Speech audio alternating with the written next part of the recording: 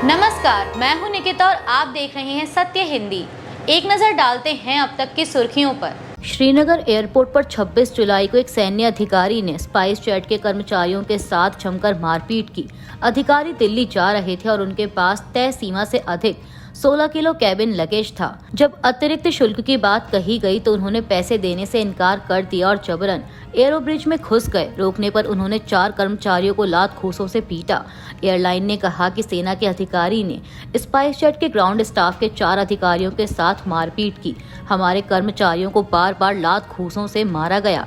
एक स्टाफ की रीढ़ की हड्डी में फ्रैक्चर और जबड़े में गंभीर चोटें आई हैं। स्पाइस जेट का एक कर्मचारी बेहोश होकर जमीन पर गिर पड़ा, लेकिन यात्री बेहोश कर्मचारी को लात से मारता रहा। एयरलाइन ने पुलिस में शिकायत की है और अधिकारी को नो फ्लाई लिस्ट में डालने की प्रक्रिया शुरू कर दी है। बिहार से 6.5 लाख काटे गए वोटरों के नाम तमिलनाडु में जोड़े जाने की खबर पर प्रतिक्रिया देते हुए कांग्रेस नेता पी चिदम्बरम ने एक्स पर लिखा कि एसआईआर की प्रक्रिया और भी ज्यादा दिलचस्प होती जा रही है। बिहार में जहां 65 लाख मतदाताओं पर मताधिकार से वंचित होने का खतरा मंडरा रहा है, वहीं तमिलनाडु में 6.5 लाख लोगों को मतदाता के रूप में जोड़ने की खबरें चिंताजनक और स्पष्ट रूप से अवैध हैं।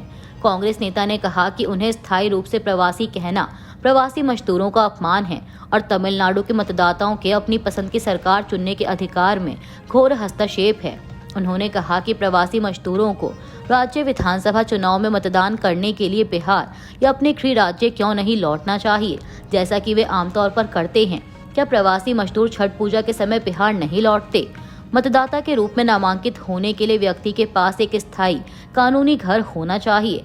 प्रवासी मजदूर का बिहार या किसी अन्य राज्य में ऐसा घर है, वह तमिलनाडु में मतदाता के रूप में कैसे नामांकित हो सकता है? यदि प्रवासी मजदूर के परिवार का बिहार में स्थायी निवास है और वह बिहार में ही रहता है तो उसे तमिलनाडु में स्थायी रूप से प्रवासित कैसे माना जा सकता है? पी चिदम्बरम ने आगे लिखा कि चुनाव आयोग अपनी शक्तियों का दुरुपयोग कर रहा है और राज्यों के चुनावी चरित्र और पैटर्न को बदलने की कोशिश कर रहा है। उन्होंने कहा कि शक्तियों के दुरुपयोग का राजनीतिक और कानूनी रूप से विरोध किया जाना चाहिए। बिहार की एसआईआर यानी स्पेशल इंटेंसिव रिवीजन प्रक्रिया को लेकर विवाद अब तमिलनाडु तक पहुंच गया है।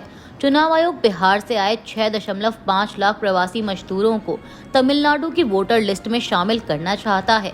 डीएमके और उसके सहयोगी दलों ने इसका विरोध करते हुए कहा कि इससे राज्य की राजनीति और जनसंख्या संतुलन पर असर पड़ेगा। वहीं चुनाव आयोग का तर्क है कि ये मजदूर अब स्थायी रूप से तमिलनाडु में रहते हैं, इसलिए वहीं वोटर बन सकते हैं। डीएमके ने इसे संस्कृति पर हमला बताया और सभी दलों की बैठक की मांग की। दरअसल चुनाव आयोग ने स्पष्ट किया है कि बिहार की ड्राफ्ट मतदाता सूची में 65 लाख मतदाताओं की कमी का कारण मृत्यु, दोहरे नाम या स्थायी रूप से अन्य राज्यों में प्रवास है। इस आधार पर चुनाव आयोग ने प्रवासी मजदूरों को उनके वर्तमान निवास स्थान पर मतदाता के रूप में रजिस्टर करने का निर्णय लिया है। हालांकि डीएमके का मानना है कि यदि एसआईआर प्रक्रिया तमिलनाडु में लागू हुई तो यह बड़े पैमाने पर मतदाताओं, विशेष रूप से डीएमके के पुराने समर्थकों को मतदाता सूची से हटा सकती है। डीएमके और उसके सहयोगी इस मुद्दे को संसद के मॉनसून सत्र में जोर शोर से उठाने की तैयारी में हैं।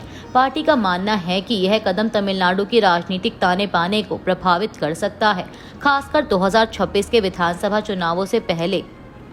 आम आदमी पार्टी नेता सौरभ भारद्वाज ने मुख्य चुनाव आयुक्त पर पक्षपात के आरोप लगाए हैं। उन्होंने कहा कि चुनाव आयोग अब भाजपा की किसी शाखा की तरह काम कर रहा है। यह बयान आरजेडी नेता तेजस्वी यादव के उस आरोप के बाद आया है जिसमें उन्होंने कहा था कि उनका नाम बिहार की वोटर लिस्ट से हटा दिया गया है। सौरभ भारद्वाज ने कहा कि मुख्य चुनाव आयुक्त ऐसे बयान दे रहे हैं जैसे वो भाजपा की किसी इकाई के अध्यक्ष हों। ऐसा लगता है कि सरकार किसी बाबू को रिटायरमेंट के बाद इनाम के तौर पर चुनाव आयुक्त बना रही है। भारद्वाज ने आरोप लगाया कि कुछ अफसर रिटायरमेंट के बाद सरकार से इनाम पाते हैं और हर जगह सरकार का ढोल बजाते हैं।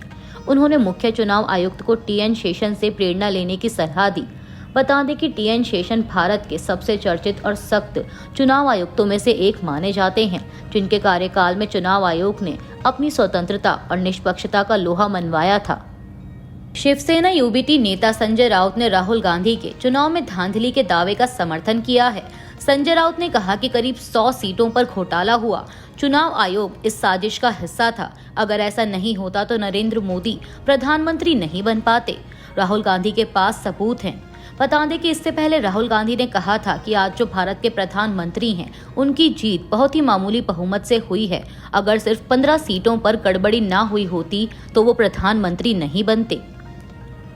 पुणे स्थित film and television institute of India यानी FTII के छात्र संगठन ने द केरला स्टोरी को 71वें राष्ट्रीय फिल्म पुरस्कार दिए जाने पर अपना कड़ा विरोध जताया है। संगठन ने द केरला स्टोरी के निर्देशन के लिए डायरेक्टर सुदीप्तो सेन को सर्वश्रेष्ठ निर्देशक का पुरस्कार देने के फैसले की कड़ी निंदा की। छात्र संगठन का कहना है कि यह फैसला सिर्फ निराशाजनक नहीं है बल्कि यह खतरनाक भी है। आपको बता दें कि बीते शुक्रवार को 71वें राष्ट्रीय फिल्म पुरस्कार 2023 के नतीजों का ऐलान हुआ था। बेस्ट सिनेमेटोग्राफी का अवार्ड भी द केरला स्टोरी को मिला है।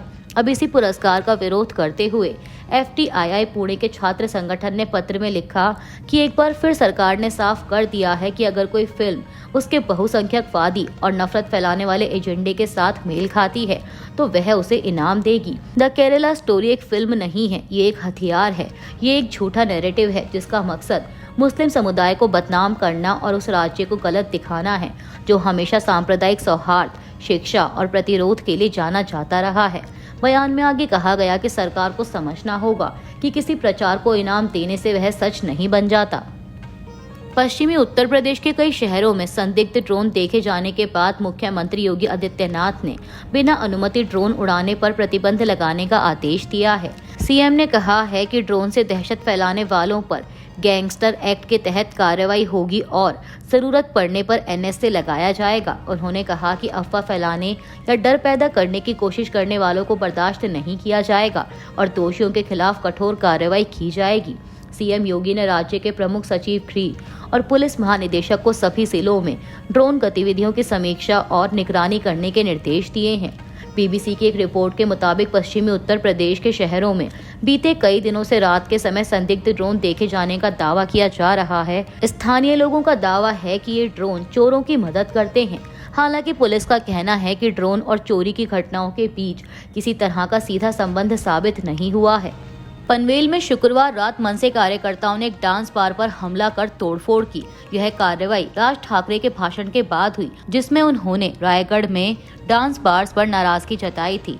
नाइट राइडर्स बार में घुसकर कार्यकर्ताओं ने फर्नीचर तोड़ा, बोतलें फोड़ी और भारी नुकसान पहुंचाया। मनसे नेता संदीप देशपांडे ने इसे प्रतीकात्मक विरोध बताया है। पुलिस ने मामला दर्ज कर जांच शुरू कर दी है। यह घटना मराठी भाषा को लेकर बढ़ते तनाव और मनसे की हिंसक छवि को लेकर चिंता बढ़ा रही है। तमिलनाडु के मुख्यमंत्री और DMK अध्यक्ष MK स्टालिन ने AIADMK पर भाजपा से गठबंधन को लेकर निशाना साधा है। उन्होंने कहा कि AIADMK के सच्चे कार्यकर्ता इस गठबंधन से नाखुश हैं। स्टालिन ने आरोप लगाया कि केंद्र की भाजपा सरकार ने तमिलनाडु को धोखा दिया है। इसके बावजूद AIADMK प्रमुख पलानीस्वामी 2026 के चुनाव के लिए भाजपा के साथ हैं और जनता को गुमराह कर रहे हैं। करुणानिधि की पुण्यतिथि से पहले लिखे पत्र में उन्होंने कार्यकर्ताओं से तमिल मूल्यों की रक्षा और चुनावी सफलता के लिए जुटने की अपील की। पुरी के बलंगा में आग से हुई नाबालिग बच्ची की मौत के बाद उसके पिता ने कहा है कि सभी मजहब के लोगों ने उनकी बेटी के लिए दुआएं मांगी। बच्ची के पिता ने कहा कि किसी पर मैं उंगली नहीं उठाना चाहता।